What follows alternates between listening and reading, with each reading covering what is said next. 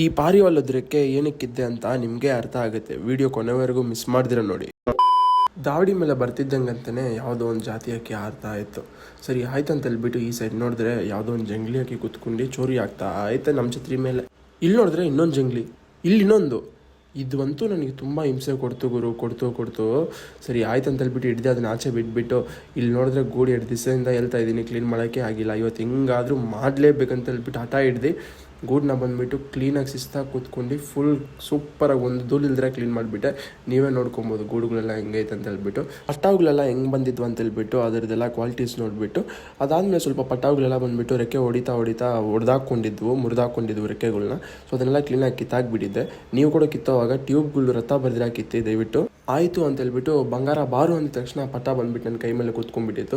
ಅವಾಗ ನೆನ್ಸ್ ನೋಡಿ ಇದಕ್ಕೆ ಎಷ್ಟು ಪ್ರೀತಿ ಇರಬೇಡ್ದು ಅಂತ. ಹಕ್ಕಿಗಳಿಗೆಲ್ಲ ಒಂದೊಂದಾಗಿ ನೀರು ಕೊಟ್ಬಿಟ್ಟು ಅದಾದಮೇಲೆ ಪಟಾಗಳು ಬಂದುಬಿಟ್ಟು ಸ್ವಲ್ಪ ಕ್ಲೀನಾಗಿ ತಿನ್ನಿಸ್ಬಿಟ್ಟು ರಾಗಿ ಹೊಡೆದು ನಾನೇ ಸಪ್ರೇಟಾಗಿ. ಅದಾದಮೇಲೆ ಸ್ವಲ್ಪ ವೀಕ್ ಆಗಿದ್ದಿದ್ದು ಅಕ್ಕಿನ ಬಂದುಬಿಟ್ಟು ಛತ್ರಿಗೆ ಹಾಕ್ಬಿಟ್ಟು ನೋಡೋ ಅಷ್ಟರಲ್ಲಿ ಆಫೀಸ್ಗೆ ಟೈಮ್ ಆಯಿತು. ಸೊ ಸಿಗೋಣ ವಿಡಿಯೋದಲ್ಲಿ. Tata, bye bye.